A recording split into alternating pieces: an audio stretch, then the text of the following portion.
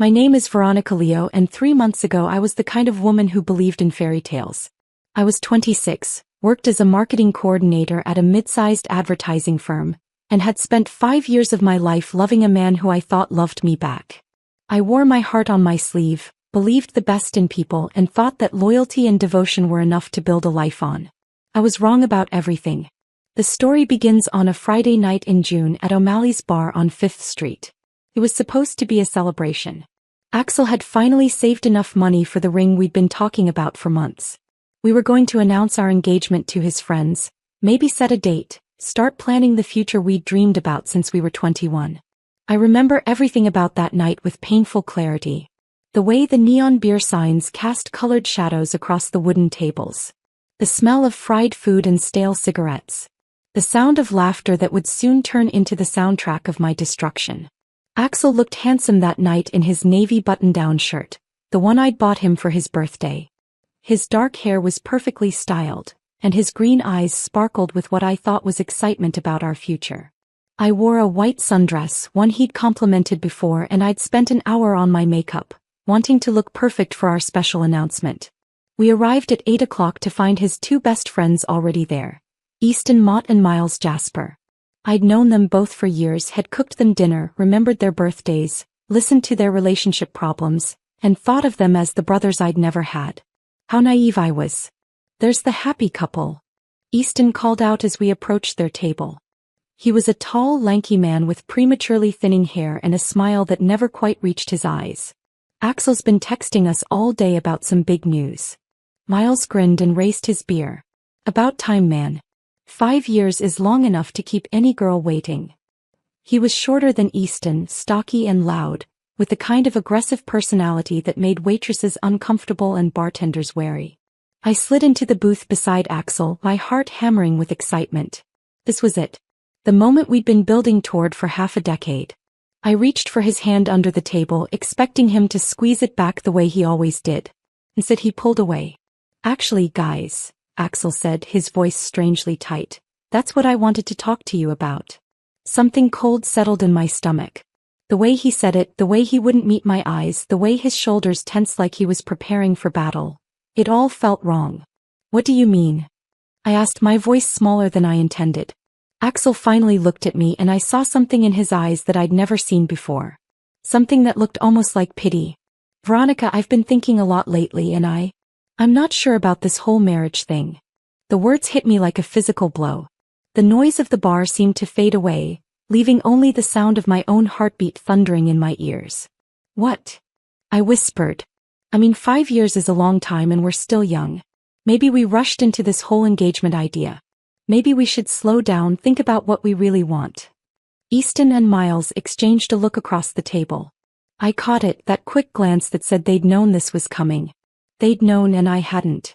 "Axel," I said, fighting to keep my voice steady, "we talked about this. We've been planning this for months. You said you were ready. You said you wanted to spend your life with me." "I know what I said," he replied, his voice taking on an edge of irritation. "But saying something and feeling it are different things, aren't they?" The cruelty in his tone was like ice water in my veins. This wasn't the man who'd whispered, "I love you," to me that very morning. This wasn't the man who'd held me while I cried about losing my job last year, who'd promised me that we'd face everything together. "Besides," Miles chimed in, leaning forward with a smirk, "you guys have been together since college. Don't you think you should see what else is out there before you settle down?" "Exactly," Easton added. "There are so many fish in the sea. Why tie yourself down to the first one you caught?" They were talking about me like I wasn't even there. Like I was an object, a burden, something to be discarded when it was no longer convenient. "Guys," I said, trying to inject some levity into the conversation, trying to salvage something from this nightmare. "We love each other. That's what matters, right?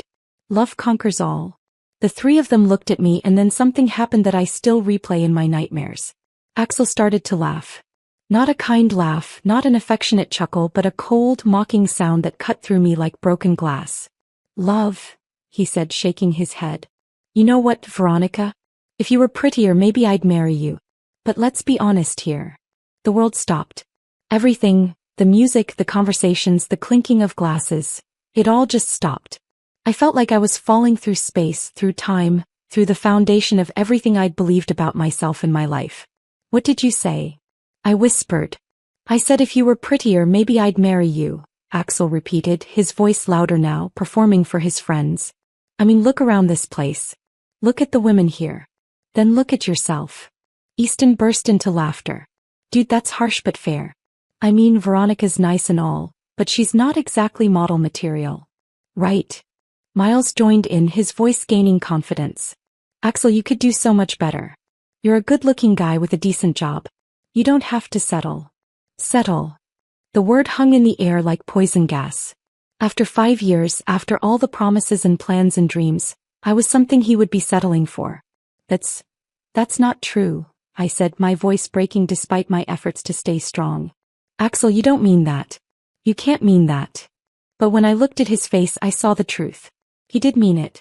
Every word. And worse than that, he was enjoying this. He was enjoying watching me break apart in front of his friends, enjoying the way they laughed at my expense, enjoying the power he held over my heart. Come on, Veronica, he said, his voice taking on that patronizing tone men use when they want to make you feel small. You have to know you're not the prettiest girl I've ever been with. I mean, remember Jessica from college? Remember how guys used to turn their heads when she walked by? You've never had that effect on anyone. Jessica. His ex-girlfriend from sophomore year. The one he'd claimed meant nothing to him, the one he'd sworn he'd forgotten about. The comparison was deliberate, designed to cut as deeply as possible. And it worked. That's cold, man, Easton said, but he was still smiling. True but cold. Sometimes the truth hurts, Miles added. But it's better to be honest now than to wake up in 10 years wondering what if, right? They continued talking about me like I was a car they were considering purchasing, weighing my features like items on a pro and con list. My nose was too big. My smile was crooked. I was too pale, too thin, not curvy enough. Each observation was delivered with casual cruelty, as if they were discussing the weather. I sat there in that booth, wearing the white dress I'd chosen because Axel once said it made me look like an angel, listening to the man I loved catalog every physical flaw he'd apparently been cataloging for 5 years. The man who'd seen me without makeup countless mornings, who'd held me when I was sick, who'd traced every inch of my body with reverent hands. That man was now explaining to his friends why I wasn't good enough to marry. The worst part wasn't even the words themselves. It was the laughter. The way they fed off each other's cruelty, building it higher and higher until I felt like I was drowning in it. The way other patrons in the bar began to notice, began to turn and stare at the girl being systematically destroyed at table 7. You know what I think? Easton said, leaning back in his chair like a king on his throne. I think you should break up with her tonight. Rip the band-aid off. She'll cry for a while but she'll get over it. And you'll be free to find someone who actually deserves you. Someone hot, Miles added. Someone who makes other guys jealous instead of confused about what you're doing with her. They laughed again, and this time Axel laughed with them. The sound was like glass breaking inside my chest. I don't remember standing up. I don't remember gathering my purse or walking toward the door. All I remember is the sudden clarity that came with absolute devastation. The understanding that the life I'd built, the future I'd planned, the love I'd believed in, all of it was a lie. I was halfway to the exit when I heard Axel call my name. Veronica, wait. Don't be dramatic. Come back and finish your drink. I turned around slowly. The entire bar was watching now, dozens of strangers witnessing my humiliation. Axel sat there with his friends, looking annoyed rather than sorry, as if I was the one being unreasonable. Don't be dramatic? I repeated, my voice carrying across the suddenly quiet space. You just spent 10 minutes explaining to your friends why I'm too ugly to marry and I'm being dramatic? I was just being honest, he said, his tone defensive. I thought you could handle honesty. I thought that's what you wanted from me. Honest. As if honesty was some noble virtue instead of a weapon he'd used to cut me down in public. As if telling the truth gave him the right to be cruel. You're right, I said, and my voice was steady now, calm in a way that surprised me. I do want honesty. So let me be honest with you, Axel. You're a coward. A pathetic, cruel coward who doesn't have the decency to break up with someone privately. You had to do it here in front of your friends so they could cheer you on and make you feel like a big man. His face reddened. Now wait a minute. No, I'm not done. The words were flowing out of me now, 5 years of suppressed frustrations and ignored red flags finally finding their voice. You want to know what I think? I think you're terrified. Terrified of commitment, terrified of growing up, terrified of being seen as the small, insecure man you really are. So you have to tear me down to build yourself up. You have to make me the problem so you don't have to face the fact that you're the one who's not ready for marriage. The bar was dead silent now. Even the music seemed to have stopped. And your friends, I continued, looking at Easton and Miles, you're even worse. You sit there laughing at someone else's pain because it makes you feel better about your own miserable lives. Easton, you've been alone for 3 years because no woman can stand your passive-aggressive bullshit for more than a month. And Miles, your girlfriend cheated on you twice last year, and you took her back both times because you're too desperate to be alone. Both men's faces had gone pale. I'd hit nerves, exposed truths they'd probably never admitted to themselves. So congratulations, I said, looking back at Axel. You're free. Free to find someone prettier, someone who won't challenge you or expect you to be a decent human being. I hope she makes you very happy. I turned to leave again, but this time Axel stood up. Veronica, you can't just walk away. We need to talk about this like adults. I stopped without turning around. Adults, I said. Adults don't humiliate people they claim to love in front of a room full of strangers. Adults don't spend 5 years with someone they think is too ugly for them. Adults have something you clearly lack, basic human decency. And then I walked out of O'Malley's bar and into the warm summer night, leaving behind 5 years of my life and every naive belief I'd ever held about love and loyalty and the goodness of people. I cried all the way home. I cried in my car, I cried in my apartment, I cried until my eyes were swollen shut and my chest ached from sobbing. I cried for the woman I'd been, trusting, hopeful, foolishly in love. I cried for the future that had died in that booth, for the children I'd imagined having with Axel, for the house we'd planned to buy, for the life that would never exist. But when I woke up the next morning, something had changed. The tears were gone, replaced by something harder, colder, infinitely more dangerous. I was done crying. I was done being the victim in Axel Landon's story. It was time to write my own. Before we continue, please write in the comment which country you are watching this video. We love knowing where our global family is tuning in from. And if this is your first time on this channel, please subscribe. Your support helps us bring even more epic revenge tales of life. Enjoy listening. The first few weeks after that night were a blur of pain and planning. I took sick leave from work, telling my concerned colleagues that I had the flu.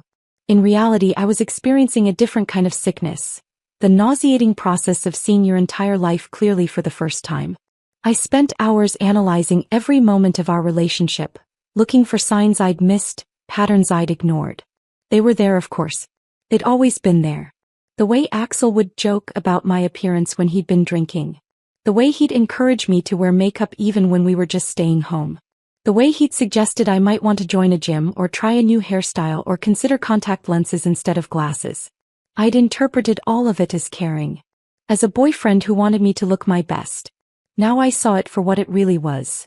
A man slowly, methodically chipping away at my self-confidence, conditioning me to believe that I wasn't good enough so that I'd be grateful for whatever scraps of affection he threw my way. The manipulation had been masterful in its subtlety. During those weeks of isolation, I learned things about myself that 5 years with Axel had made me forget. I learned that I was intelligent, not just book smart but strategically intelligent. I learned that I had a capacity for patience that bordered on supernatural. And I learned that somewhere beneath the people-pleasing, conflict-avoiding woman I'd become, there was someone much stronger. Someone who was very, very angry. My mother called repeatedly during this period. Sweet, well-meaning mom who'd always adored Axel, who'd been planning our wedding in her head since we started dating. Honey, are you sure you don't want to talk to him? She'd ask during our brief phone conversations. He's called here 4 times looking for you. He sounds so sorry. Maybe you two just need to work through this rough patch. I never told her exactly what happened that night. How could I explain to my mother that the man she'd welcomed into our family, the man she'd bought Christmas presents for and invited to Sunday dinner, had publicly listed all the reasons I was too ugly to love? Some humiliations are too deep to share even with the people who love you most. We're done, Mom, I'd say and change the subject. But Axel wasn't giving up that easily. After a week of unreturned calls, he started showing up at my apartment. I'd watch from my window as he stood on the sidewalk, sometimes for hours, occasionally shouting up at my building that he was sorry, that we needed to talk, that I was being unreasonable. The sorry felt hollow. The need to talk felt manipulative. And the accusation that I was being unreasonable, that made me smile. A cold, sharp smile that would have terrified the old Veronica. His friends started reaching out too. Easton sent a long text message explaining that they'd all been drinking that night, that they didn't mean the things they'd said, that I should give Axel another chance. Miles left voicemails that grew increasingly frustrated with my silence, eventually accusing me of being overdramatic and unforgiving. The audacity was breathtaking. The same men who'd laughed at my pain now wanted to lecture me about forgiveness. They wanted me to absolve them of their cruelty so they could go back to seeing themselves as good guys who just made a little mistake. I deleted every message without responding. 3 weeks after that night at O'Malley's, something interesting happened. I was at the grocery store wearing dark sunglasses and a baseball cap, trying to remain invisible, when I overheard a conversation that changed everything. I heard Axel Landon got dumped, a woman was saying to her friend as they examined apples in the produce section. Can you believe it? That gorgeous man single again. Really? Her friend replied. What happened? His girlfriend couldn't handle that he wanted to keep his options open. Apparently she got all clingy and possessive when he suggested they slow things down. You know how some women get, they hit a certain age and suddenly they're desperate to get married. I stood there in the cereal aisle, listening to my story being rewritten in real time. In Axel's version I was the villain. I was the desperate, clingy girlfriend who couldn't respect his need for space. The humiliation, the cruelty, the deliberate destruction of my self-worth. None of that existed in his narrative. That night I sat in my apartment and faced a choice.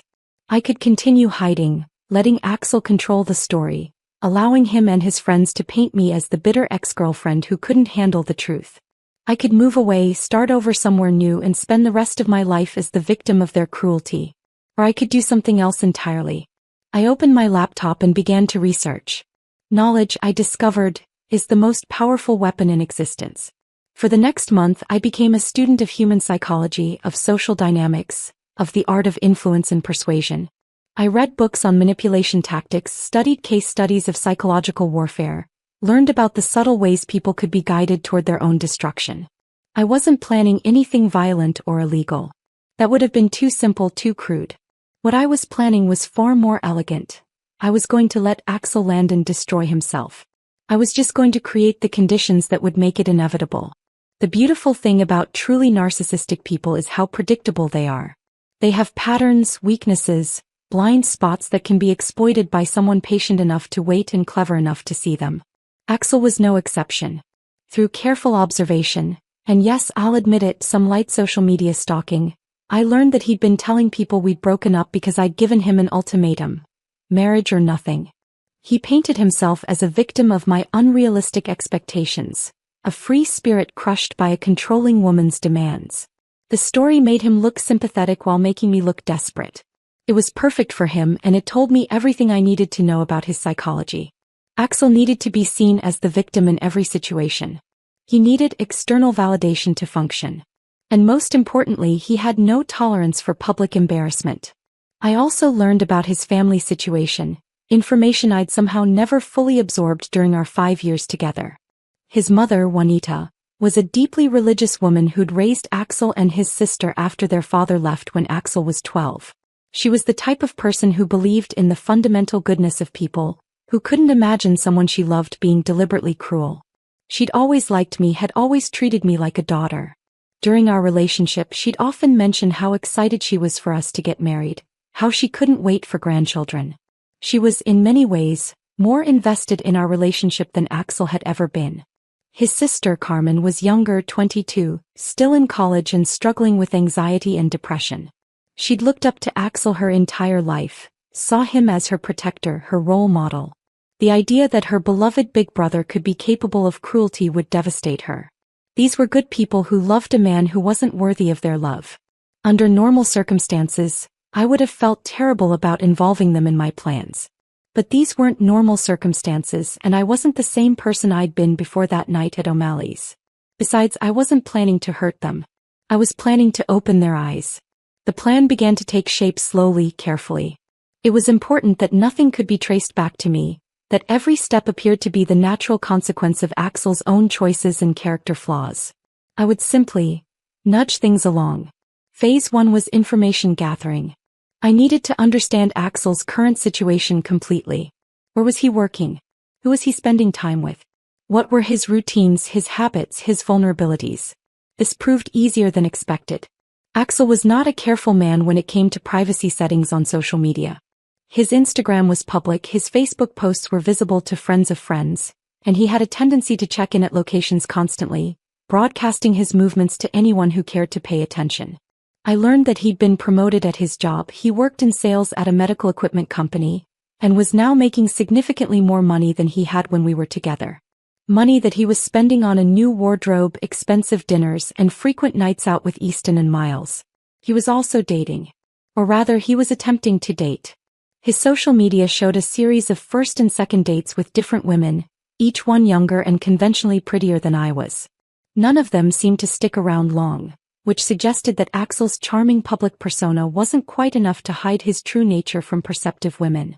But he was trying hard to find someone, posting photos that showed him at galleries and wine tastings and trendy restaurants, clearly trying to present himself as cultured and successful. The desperation was obvious to anyone who knew how to look for it. Perfect. Phase 2 was establishing my new identity. I couldn't execute my plan as the heartbroken ex-girlfriend everyone expected me to be. I needed to become someone else entirely. Someone confident, mysterious, successful, and completely unbothered by Axel Landon's existence. I started with my appearance.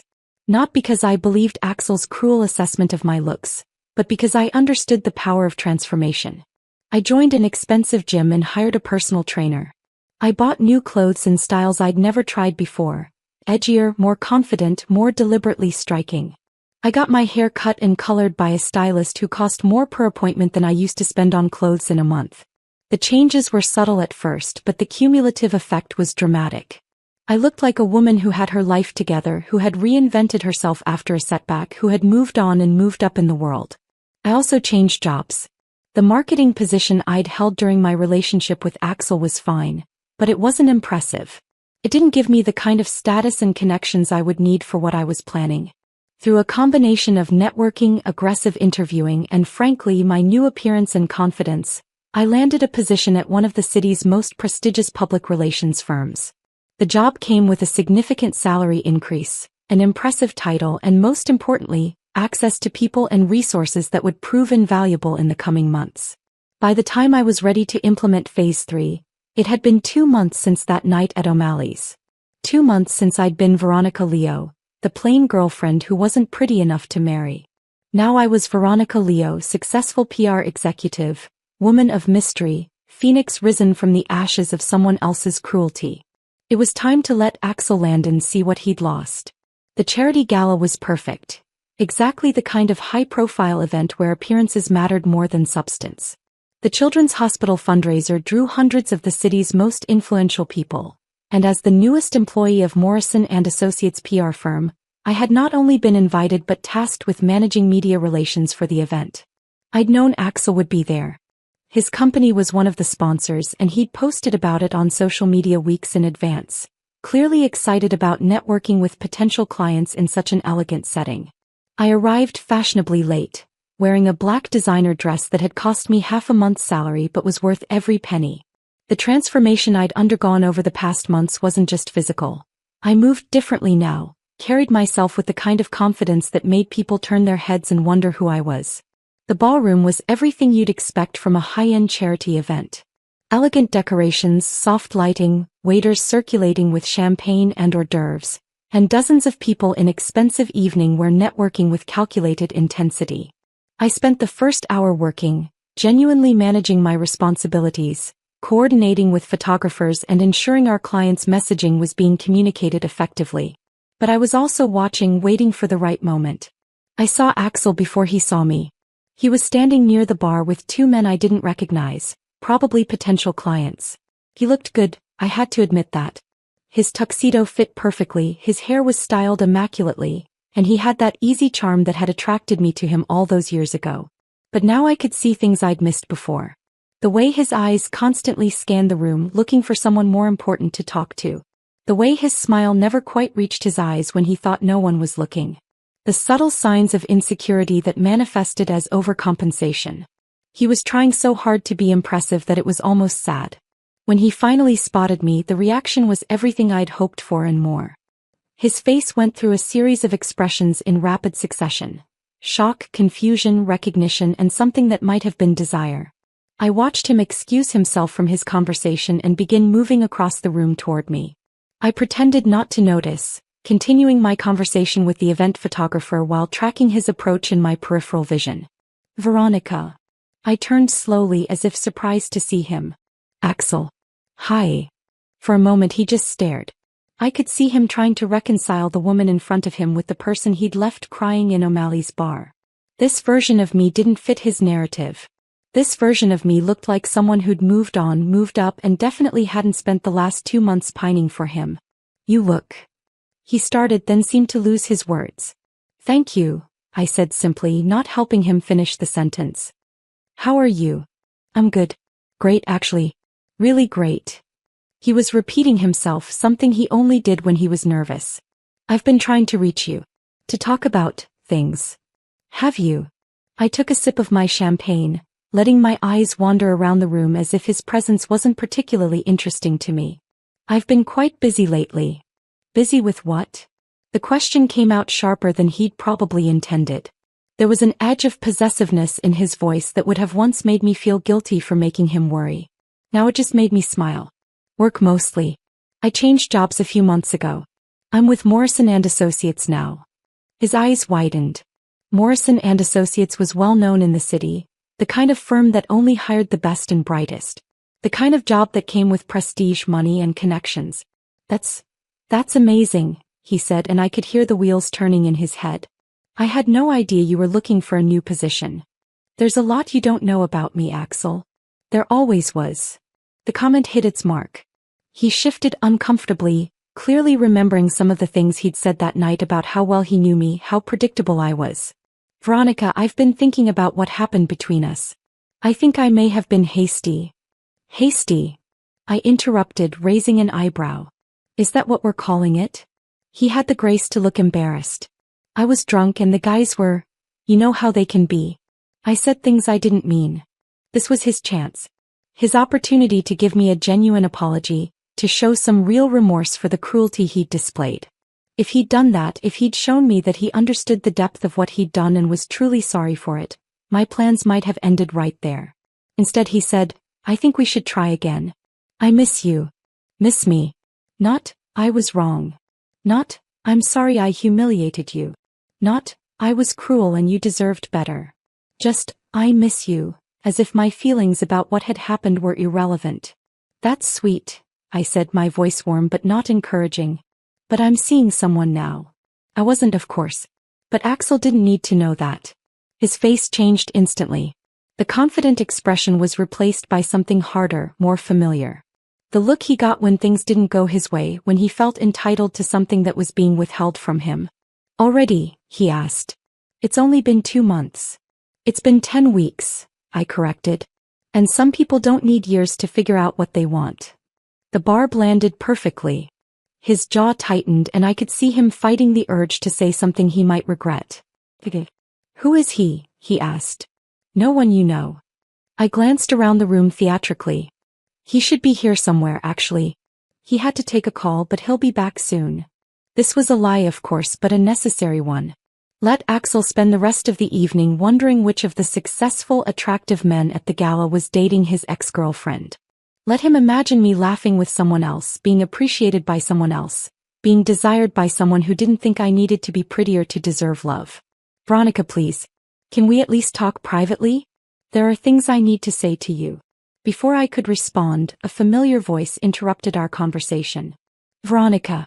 There you are. I turned to see my colleague James approaching. He was one of the senior partners at the firm, a handsome man in his early 30s who'd been nothing but professional with me since I'd started working there. But he was also charming, successful, and exactly the kind of man who would make Axel feel inadequate. Perfect timing. James, I said warmly, I was just talking to an old friend. Axel Landon, this is James Morrison, one of the partners at my firm. The two men shook hands and I watched Axel size up his competition.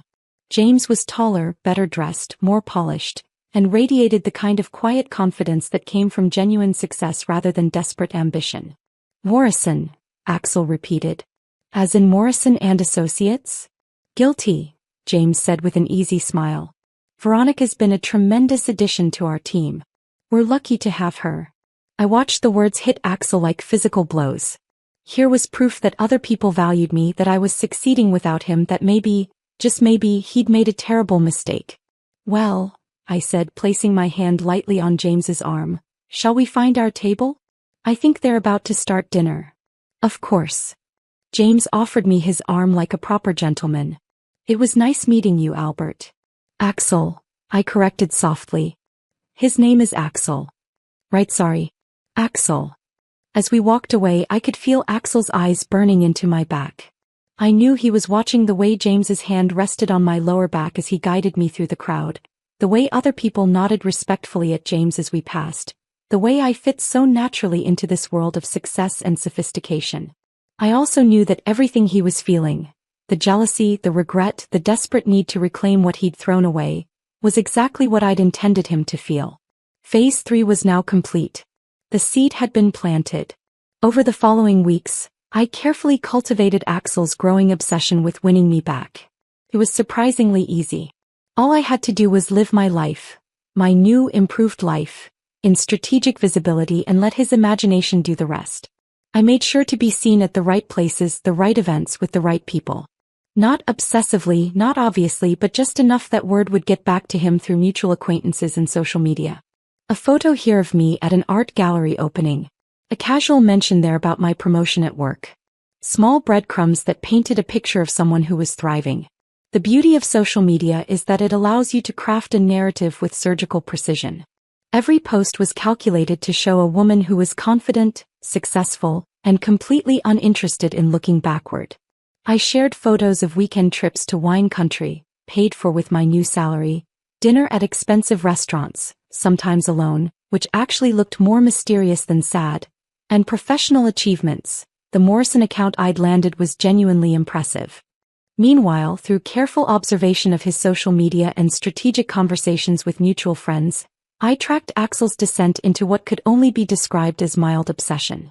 His dating life, which had seemed so promising in those first weeks after our breakup, began to falter. The string of pretty young women who'd briefly appeared in his posts simply vanished. According to Sarah, a mutual friend who remained blissfully unaware of my strategic interest in Axel's personal life, he'd become increasingly difficult to please. It's the weirdest thing, she told me during one of our coffee dates. He keeps finding fault with every girl he meets. Too shallow, too boring, not ambitious enough. It's like he's comparing everyone to some impossible standard. I nodded sympathetically while internally celebrating. The impossible standard was me, or rather the idealized version of me that existed now in his memory, enhanced by loss and regret. Maybe he's just not ready to date again, I suggested innocently. Breakups can be hard, especially when you realize you made a mistake. Did he make a mistake? Sarah asked, leaning forward with interest. I always thought you two were perfect together. I never understood why you broke up. This was my opportunity to begin reshaping the narrative, to plant seeds of doubt about Axel's version of events. I don't really like to talk about it, I said, lowering my voice to that conspiratorial whisper that makes people lean in closer. But let's just say that Axel's memory of what happened might be a bit selective. I didn't elaborate, didn't provide specifics. I just let that tantalizing hint hang in the air, knowing that Sarah's curiosity would do the rest. Within days, I was certain she'd be asking other mutual friends what they knew about our breakup, comparing stories, looking for inconsistencies. The rumor mill was now working in my favor. But the real breakthrough came when I orchestrated what appeared to be a chance encounter at the grocery store where Axel shopped every Sunday morning. I'd learned his routine through his Instagram stories. He was frustratingly predictable about posting photos of his Sunday meal prep sessions. I timed my arrival perfectly, appearing in the produce section just as he was selecting vegetables with the focused intensity of someone trying to prove they had their life together. Axel, I said, feigning surprise. What a coincidence. He spun around so quickly he nearly dropped the bag of organic kale he'd been examining. Veronica. Hi. How are you? I'm wonderful, I said and meant it. Just grabbing a few things for dinner tonight. I watched his eyes take in my appearance. Casual but expensive jeans, a silk blouse that cost more than he used to spend on our anniversary dinners, and the confidence that came from knowing I looked good without trying too hard. Dinner for two? He asked, trying to sound casual. I hummed non-committally, neither confirming nor denying. Let him wonder. Listen, he said, abandoning his vegetables entirely. I know this might sound crazy, but I've been thinking about you a lot lately. About us. About what we had. Have you? I selected a perfect avocado, testing its ripeness with the kind of casual focus that suggested his confession wasn't particularly earth-shattering news. I think I was an idiot, Veronica. I think I threw away the best thing that ever happened to me. This was the closest thing to an apology I'd gotten from him, and it was still entirely focused on his loss rather than my pain. Still no acknowledgement of his cruelty, no recognition of the humiliation he'd subjected me to. We all make choices, I said simply. The important thing is learning from them. But what if I want to unmake some of those choices? What if I want to try again? I looked at him, then really looked at him with the kind of pitying expression one might give a child asking for something impossible. Oh, Axel, I said softly. You can't unmake choices. You can only live with the consequences. The words hit him like a physical blow. I could see it in the way his face fell, the way his shoulders sagged slightly. So that's it? We're just done? Forever. We were done the night you decided to entertain your friends by listing all the reasons I wasn't good enough for you, I said, my voice still gentle but now carrying an edge of steel. Everything else is just details. For a moment I thought he might actually acknowledge what he'd done. I saw something flicker across his face that might have been genuine remorse. But then his defensive walls slammed back into place. I was drunk, Veronica. People say stupid things when they're drunk. You know that's not how I really felt about you. Actually, I said, I think that's exactly how you felt about me. Alcohol doesn't create thoughts, Axel. It just removes the filter that usually keeps us from expressing them. I could see him scrambling for another excuse, another way to minimize what he'd done. But before he could speak, I continued. The sad thing is, you probably genuinely believe that you loved me. But love doesn't mock. Love doesn't humiliate. Love doesn't invite an audience to witness someone's destruction. What you felt for me might have been affection or habit or convenience, but it wasn't love. The words hung between us like a challenge. He could either accept the truth of what I was saying or continue living in his self-serving delusion. I already knew which he'd choose. That's not fair, he said. You're painting me as some kind of monster. I'm not a monster, Veronica. I'm just a guy who made a mistake. Some mistakes are too big to come back from, I replied. Some mistakes reveal who a person really is underneath all their careful pretenses. I moved to walk away, but he caught my arm. Not aggressively, but desperately. Please, he said. Can't we at least try to be friends? I miss having you in my life. I looked down at his hand on my arm, then back up at his face. Friends. I repeated. Do you think we could be friends, Axel? Do you think you could be happy for me when I succeed? Could you celebrate my achievements without feeling diminished? Could you watch me be loved by someone else without trying to sabotage it? He opened his mouth to answer, but I held up my free hand to stop him. Don't answer that. We both know the truth. You don't want to be my friend. You want to assuage your guilt by maintaining some connection to me, some evidence that you're not the bad guy in this story. But I'm not responsible for managing your feelings about what you did. That's your job now. I gently removed my arm from his grasp. I hope you find what you're looking for, Axel. I really do. But you're not going to find it with me. As I walked away, I could feel his eyes following me. I knew he was watching me load my groceries into my car, probably noticing the expensive handbag, the confident way I moved through the world, the obvious signs that I was doing just fine without him. And I knew that everything he was feeling, the regret, the loss, the growing certainty that he'd made the biggest mistake of his life, was setting the stage for what would come next. The seeds had been planted and watered. Soon it would be time to watch them grow into something beautiful and terrible. By month 4, Axel's behavior had escalated from regretful to desperate.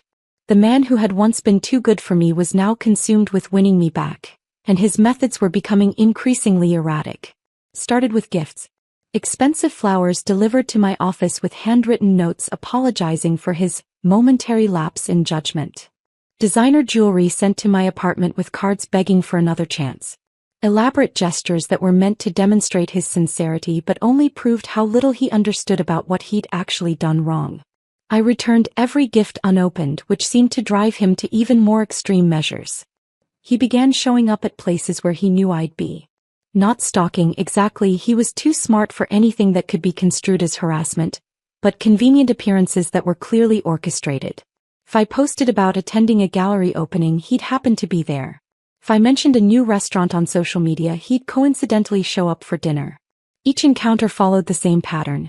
He'd approach with that boyish smile that had once charmed me, make small talk about work or mutual friends, then gradually steer the conversation toward us, toward what we'd had, toward what we could have again.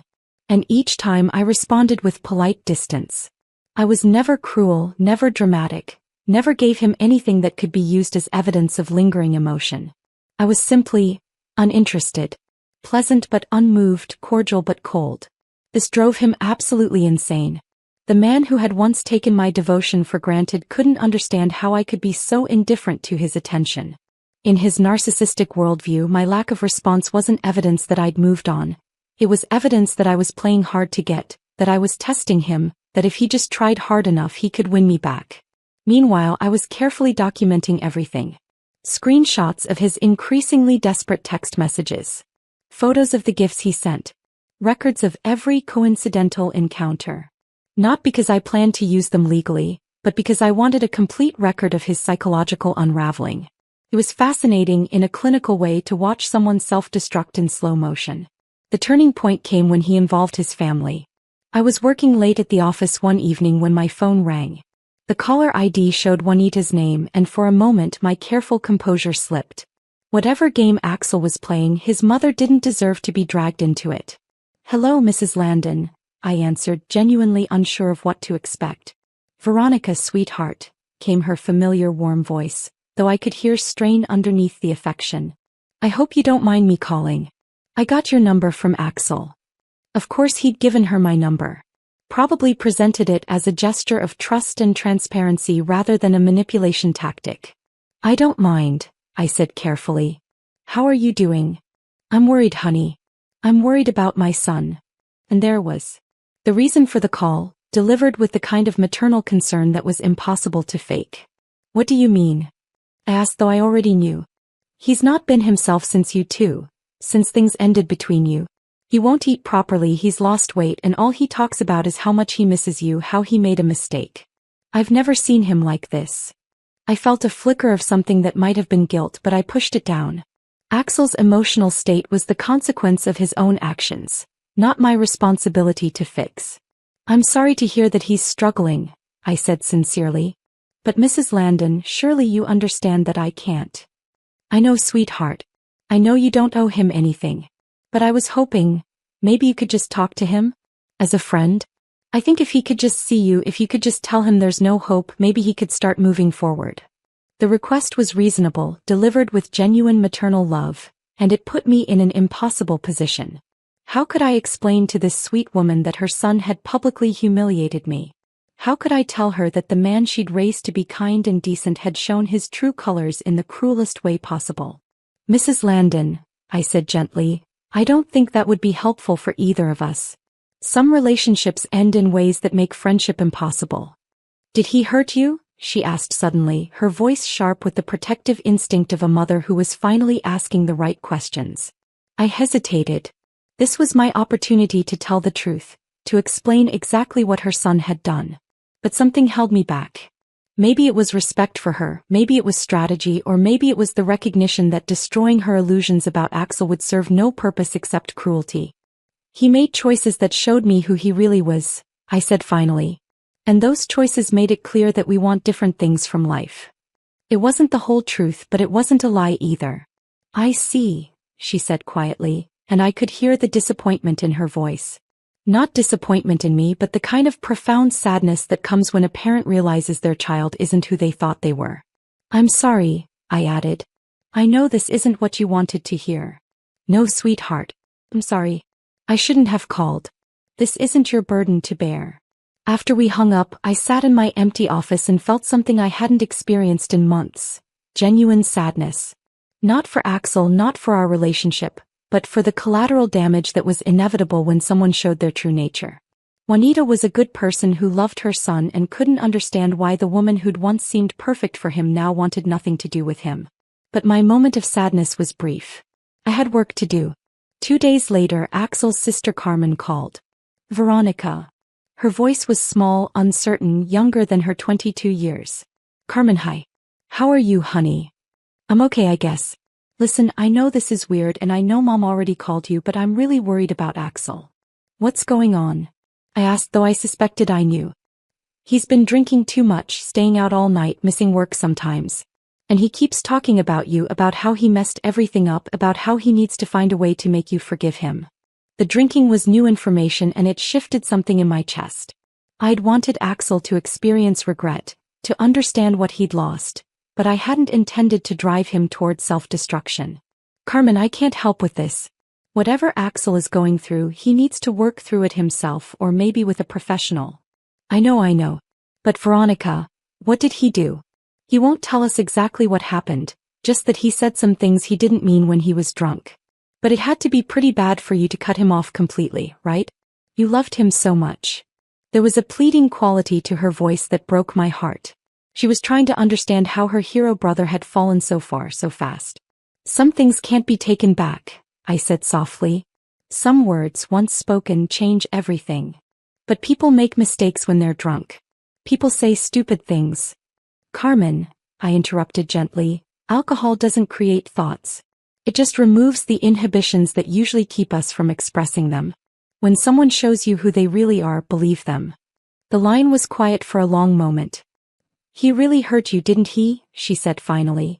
Yes, I admitted. He did. I'm sorry. I'm so sorry, Veronica. I thought maybe if I asked you to give him another chance. You're being a good sister, I told her. You love him and you want to help him. But this isn't something you can fix. After Carmen hung up, I realized that phase 4 of my plan had begun without my conscious initiation. Axel's family was starting to ask questions, starting to piece together the truth about what kind of man their beloved son and brother really was. I hadn't orchestrated their growing disillusionment, but I could certainly guide it. Chapter 7. The Revelation. The confrontation I'd been building toward came sooner than expected, triggered by an event I couldn't have planned but was perfectly positioned to exploit.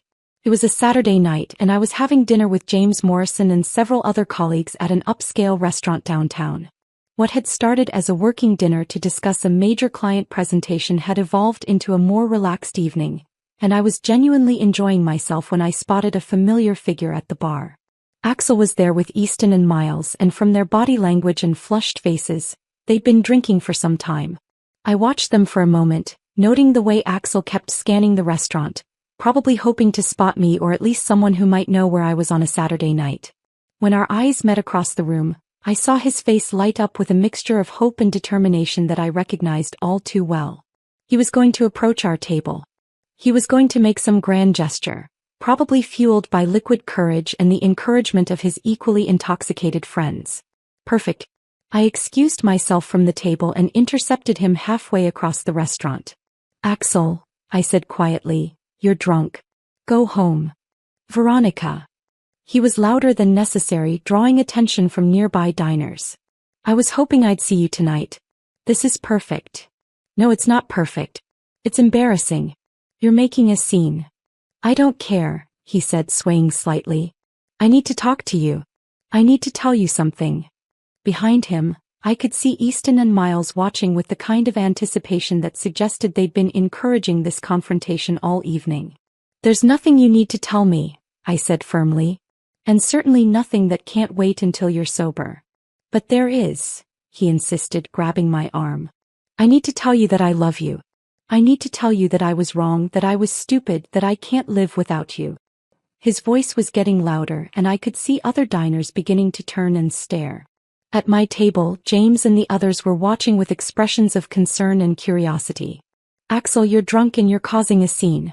Let go of my arm. I won't let go, he said, his grip tightening. Not until you listen to me.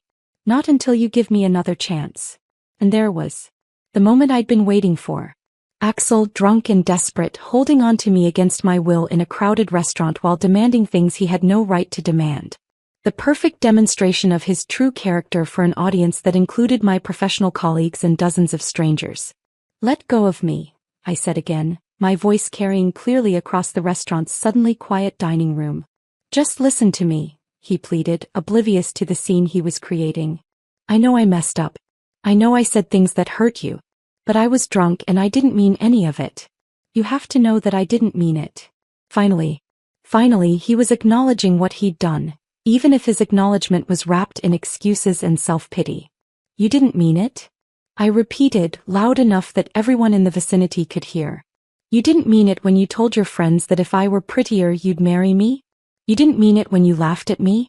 When you encouraged them to mock me?" The restaurant had gone completely silent now. Every eye was on us, every ear straining to hear this public drama unfold. Axel's face went pale as he realized what I'd just revealed. "Veronica, you're taking it out of context. You're making it sound worse than it was." "Am I?" I asked, pulling my arm free of his grasp with a sharp motion that probably looked more violent than it was. "Am I making it sound worse than sitting in a crowded bar while the man I loved explained to his friends why I wasn't attractive enough to marry? Am I exaggerating the way you all laughed when I walked away?" A woman at a nearby table gasped audibly. I could see James half rising from his chair, probably preparing to intervene if necessary. "It wasn't like that," Axel said desperately. "You're drunk too. You're not remembering it right." But I wasn't drunk. I was stone cold sober and my memory was perfect. "I'm remembering it exactly right," I said, my voice carrying the kind of calm authority that made people believe every word. "I remember every laugh, every cruel comment, every moment of humiliation. And I remember thinking that if this is how the man I love treats me when he thinks I can't fight back, what does that say about who he really is?" The audience was completely on my side now. I could see it in their faces, the way they were looking at Axel with disgust and at me with sympathy and admiration. A beautiful woman being publicly degraded by a drunk ex-boyfriend who couldn't accept that she'd moved on. It was a narrative everyone could understand and rally behind. "That's not who I am," Axel said, but his voice lacked conviction. "You know that's not who I am, Veronica." "Actually," I said, stepping back to put more distance between us, "I think that's exactly who you are. I think the man who mocked me in front of his friends is the real Axel Landon. Everything else was just pretense." I could see Easton and Miles approaching from the bar, probably realizing that their friend was drowning and needed rescue. But it was too late. The damage was done. "Sir," came a new voice, the restaurant manager summoned by the commotion. "I'm going to have to ask you to leave. This is between me and my girlfriend," Axel said, turning toward the manager with belligerent confusion. "I'm not your girlfriend," I said clearly. "I haven't been your girlfriend for 4 months. And I never will be again." The finality in my voice seemed to penetrate his alcohol-soaked brain. I watched the hope drain from his eyes, replaced by something harder and more desperate. "You can't mean that," he said. "After everything we had together after 5 years, you can't just throw it all away because of one stupid night." "I didn't throw it away," I replied. "You did. The night you decided that humiliating me in front of your friends was more important than protecting the heart I'd given you." The restaurant manager was joined by a security guard, and I could see this was about to escalate in ways that would only make Axel look worse. "Go home, Axel," I said, not without compassion. "Sleep this off. And then maybe think about the kind of man you want to be, because the man standing here right now isn't someone anyone should love." As security escorted him and his friends toward the exit, I stood there in the center of the restaurant, every eye still on me. I probably should have felt embarrassed by the public nature of the confrontation, but instead I felt something like relief. The truth was finally out there, witnessed by dozens of people who would remember this night and spread the story. By tomorrow, everyone would know that Axel Landon was the kind of man who publicly humiliated his girlfriend and then couldn't understand why she left him. James appeared at my elbow, his face full of concern and barely suppressed anger. "Are you okay?" he asked quietly. "I'm fine," I said and meant it. "I think I'd like to go home though." As he helped me gather my things and escorted me out of the restaurant, I caught sight of my reflection in one of the windows. The woman looking back at me had color in her cheeks and fire in her eyes. She looked like someone who had just won a battle she'd been fighting for months. She looked like someone who was finally ready for the war to end. The restaurant incident created exactly the ripple effect I'd hoped for, but its consequences reached further and deeper than even I had anticipated. Within 24 hours, the story had spread through our mutual social circles like wildfire, each retelling adding details and commentary that painted Axel in increasingly unflattering light. Sarah called me Sunday morning, her voice full of shock and sympathy. "Veronica, I just heard about last night. Are you okay? I can't believe Axel would do something like that." "I'm fine," I assured her. "But Sarah, what you heard last night, that wasn't the first time. That's what our relationship was really like toward the end. That's why I left." The strategic revelation hit its mark. Sarah had always been fond of Axel, had always thought he was charming and funny.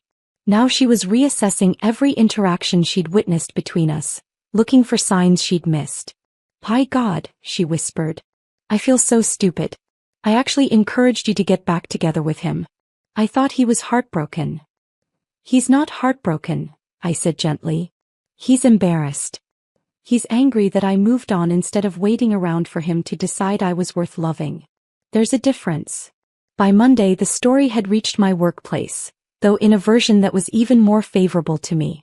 According to office gossip, I'd been publicly harassed by a drunk ex-boyfriend who couldn't accept that I'd rejected him, and I'd handled the situation with grace and dignity. James stopped by my office first thing Monday morning. "I wanted to check on you," he said, closing the door behind him, "and to apologize for not intervening sooner. I should have stepped in the moment he grabbed your arm."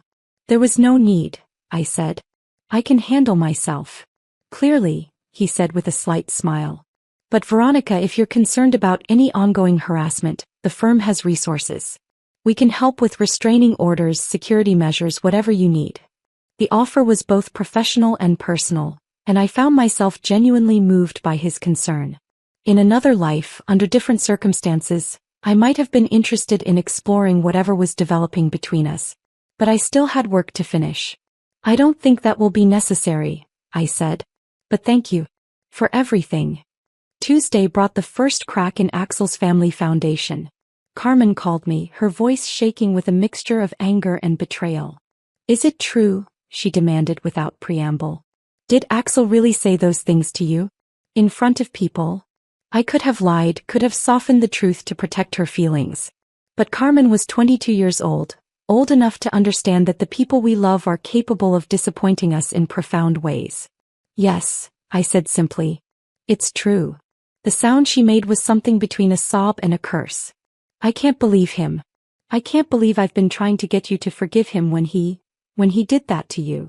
Carmen, you were being a good sister. You love him and you wanted to help. There's nothing wrong with that." "There's something wrong with him though, isn't there?" she said, and I could hear the painful process of disillusionment in her voice. "This isn't the first time, is it? He's always been like this and I just never wanted to see it." I didn't answer directly, but my silence was answer enough. "I'm so sorry, Veronica. I'm so sorry for what he did to you, and I'm sorry for pestering you to give him another chance. If I'd known, you would have done the same thing," I said.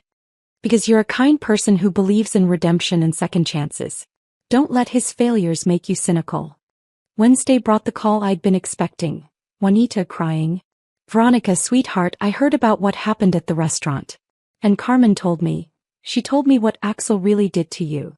Her voice was broken in a way that made my chest tight with unexpected emotion. "I raised him better than that," she continued. "I don't know where I went wrong, but I raised him to respect women, to be kind, to be decent. I don't understand how he could do such a thing." "Mrs. Landon," I said gently, "this isn't your fault. You did raise him to be better. Sometimes people choose to ignore what they've been taught. I keep thinking about all the times you came to Sunday dinner, all the times you helped me in the kitchen, all the times you listened to Carmen talk about her problems. You were like a daughter to me, and he threw that away for what? To impress his friends." The pain in her voice was real and deep, and for the first time in months, I felt genuinely sorry for the collateral damage my revenge had caused. "I don't blame you," I told her. "I don't blame Carmen. This is between Axel and me." "But it's not just between you and him anymore, is it?" she said with a clarity that surprised me. He's made it everybody's business. And now we all have to live with knowing what kind of man he really is. Thursday brought the most interesting development yet. A call from Easton. Veronica, he said, his voice carefully neutral. I think we need to talk. Do we? I asked, genuinely curious about what he could possibly want to say to me. About what happened at the restaurant. About other things. I'm listening. Look, I know you're angry about that night at O'Malley's. I know we all said things we shouldn't have said. But this has gone too far. Axel is falling apart and you're destroying his reputation over something that happened months ago. The audacity was breathtaking. Even now, even after everything, he was trying to make me the villain in this story. I'm not destroying anything, I said calmly. I'm simply telling the truth when people ask. Axel destroyed his own reputation the night he decided to mock me in public. But you're making it sound worse than it was. You're acting like we attacked you or something. We were just drunk guys talking trash. It didn't mean anything. It meant something to me, I replied. And it should have meant something to Axel. The fact that neither of you understood that says everything I need to know about what kind of men you are. Come on, Veronica. You're a smart woman. You know how guys talk when they're drinking. You know we didn't really mean any of that stuff. This was my opportunity to educate him, to explain exactly why his dismissal of their cruelty was part of the problem. But I'd moved beyond the need to change minds or seek understanding from men like Easton. Here's what I know, I said instead. I know that when people show you who they really are, you should believe them. And that night all three of you showed me exactly who you are.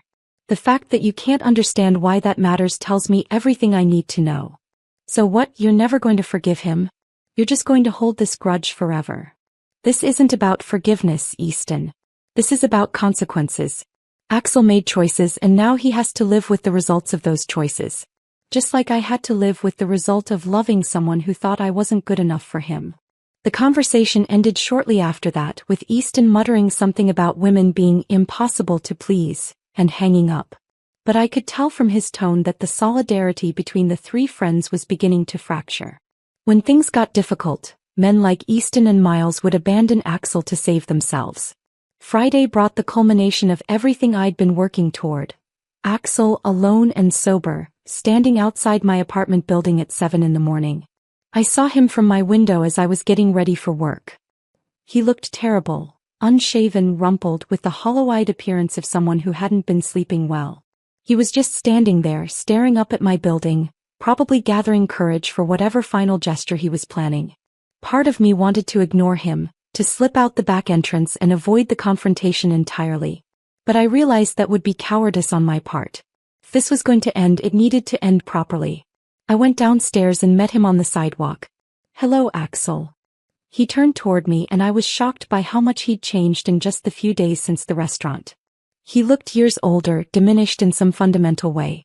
Veronica, he said, his voice hoarse. Thank you for coming down. I wasn't sure you would. What do you want? I want to apologize. Really apologize, not the half-hearted excuses I've been making. I want to tell you that I understand what I did wrong and I want to ask if there's any way, any possibility. There isn't, I said before he could finish. There's no possibility of reconciliation, Axel. That died the night you chose to humiliate me for entertainment. But I love you, he said, and there were tears in his eyes now. I know I didn't show it properly, I know I took you for granted, but I do love you. I've always loved you. No, I said firmly. You loved having me. You loved having someone devoted to you, someone who made you feel important and desired. But you didn't love me because love protects. Love honors. Love doesn't invite an audience to witness someone's destruction. He was crying now, openly and without shame, and I felt something twist in my chest that might have been the last remnants of the love I'd once felt for him. I know, he whispered. I know I failed you. I know I was cruel and selfish and stupid. But people can change, Veronica. I can change. I can be better. Maybe you can, I said, and I meant it. Maybe someday you'll learn to love someone properly, to treat them with the respect they deserve. But that person isn't going to be me. Why not? He asked desperately. Why can't it be you? Who knows me better? Who could help me become better? And there it was, the final, fatal revelation of his character. Even in his moment of supposed enlightenment, he was asking me to take responsibility for his growth, to sacrifice my own healing to help him become the man he should have been all along. Because I'm not your rehabilitation project, I said. I'm not responsible for teaching you how to be decent. That's work you have to do yourself. But I don't know how, he said, and the admission was both heartbreaking and infuriating. I don't know how to be better without you. Then figure it out, I replied. The same way I had to figure out how to rebuild my self-worth after you tore it down. The same way I had to learn to trust my own judgment again after you made me question everything I thought I knew about love. I could see him struggling with the concept that his emotional growth wasn't my responsibility, that love didn't mean endless forgiveness for repeated cruelty. I'm asking you to have mercy, he said finally. I'm asking you to give me one more chance to prove that I can love you the way you deserve. And I'm telling you that some chances once lost don't come again, I replied. Some trust once broken can't be repaired. You had 5 years to love me properly, Axel. 5 years to choose kindness over cruelty, respect over humiliation, privacy over public spectacle. You chose differently every time. That's not true, he protested. We had good times. We were happy. We had moments, I corrected. Moments between your casual cruelties, your subtle put-downs, your constant suggestions for how I could be better, prettier, more worthy of your affection. I was happy because I didn't understand that love wasn't supposed to feel like a constant audition. The words hit him like physical blows. I could see him recognizing the truth of what I was saying, remembering instances where he'd diminished me in ways that had seemed harmless at the time. I didn't know, he said weakly. You didn't want to know, I replied. Because knowing would have required you to change, and change is hard. It was easier to condition me to accept less than I deserved. We stood there in the morning light, two people who had once planned a future together, now separated by a chasm of hurt and understanding that couldn't be bridged. So this is it, he asked. This is really the end? This is the end, I confirmed. And Axel? Don't contact me again. Don't send gifts, don't show up at places where I'll be, don't ask mutual friends to intervene on your behalf. Let me move forward with my life. And if I can't? He asked, and there was something desperate and slightly threatening in his tone. What if I can't just let you go? For the first time since I'd come downstairs, I felt a flicker of something like fear. But it was quickly replaced by a cold anger that surprised me with its intensity. Then you'll learn the difference between losing someone through your own choices and losing someone through consequences you can't control, I said, my voice dropping to a whisper that carried more menace than any shout. Because if you continue to harass me, if you continue to make my life difficult, I will make sure everyone who matters in your world knows exactly what kind of man you are. Your coworkers, your clients, your extended family, every woman you might ever want to date. They'll all know the story of how Axel Landon publicly humiliated the woman who loved him. The threat was clear, and judging by the way his face paled, it was effective. You wouldn't, he said. Try me, I replied. I've rebuilt myself once after your cruelty. I'm stronger now than I was then. But you're weaker. More desperate. More dependent on other people's opinions for your self-worth. So ask yourself, in a war of attrition, who do you think would win? He stared at me for a long moment, and I could see him recognizing that the woman in front of him was not the same person he'd destroyed in O'Malley's bar. This version of me was harder, smarter, more ruthless. This version of me had learned to protect herself by any means necessary. I understand, he said quietly. Good.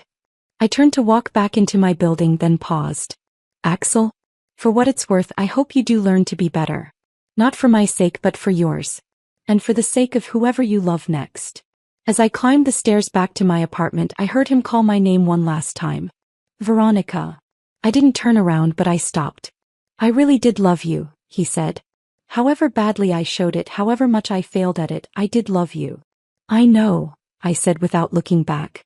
That's what makes this so tragic. 6 months later, I'm sitting in my corner office at Morrison & Associates, reviewing the final details of a campaign that will probably earn me another promotion.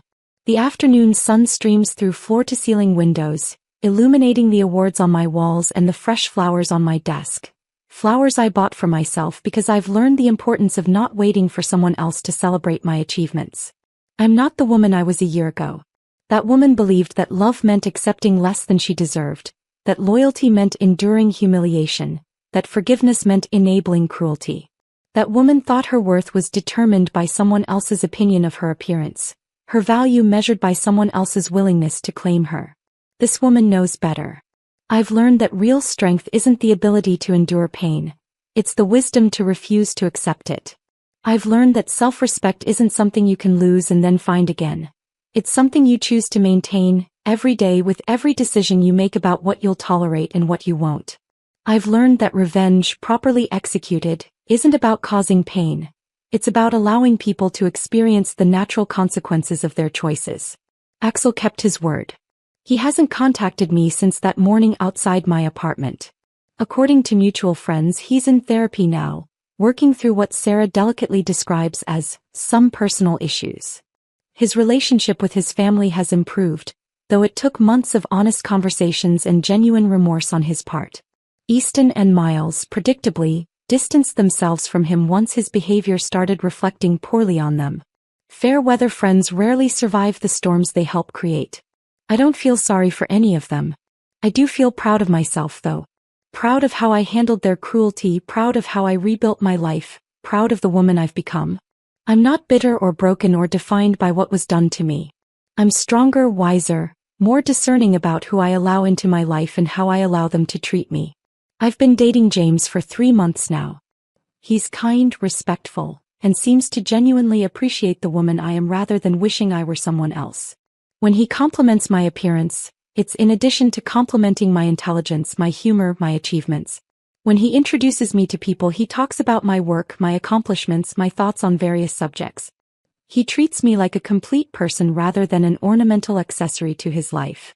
It's a revelation being with someone who doesn't see your love as a commodity to be taken for granted or a prize to be won through manipulation. James earns my affection every day through his words and actions, just as I earn his. This is what healthy love looks like, I realize. This is what I should have demanded all along. Sometimes I wonder what would have happened if I'd had the self-respect at 21 that I have now. Would I have recognized Axel's subtle manipulations early enough to walk away? Would I have demanded better treatment from the beginning? Would I have saved myself years of conditioning and months of recovery? But those questions are pointless now. I can't change the past, but I can use it to inform my future. I can let it make me wiser rather than bitter, stronger rather than broken. My phone buzzes with a text from James. Still on for dinner tonight? I made reservations at that new place you wanted to try. I smile as I type back. Absolutely. Can't wait to see you. This is what it feels like to be chosen by someone who actually knows your worth. This is what it feels like to be loved properly. The old Veronica might have felt guilty about her happiness, might have wondered if she deserved it after what she'd done to Axel. But the woman I am now understands that taking care of yourself isn't cruelty, it's necessity. That demanding respect isn't selfish, it's healthy. That walking away from people who diminish you isn't giving up, it's growing up. I've learned that some people come into your life to teach you what love is, and others come to teach you what it isn't. Axel taught me what it isn't, and in doing so he prepared me to recognize and appreciate what it is. For that, in some twisted way, I'm almost grateful. Almost. As the sun sets over the city, painting the sky in shades of gold and crimson, I gather my things and prepare to leave the office. I have dinner with a man who loves me properly, friends who respect me completely, and a career that challenges and fulfills me. I have a life I built from the ashes of someone else's cruelty, and it's beautiful. I am enough. I have always been enough. And anyone who can't see that doesn't deserve a place in my story. The woman I am now knows this with absolute certainty, and she will never forget it again.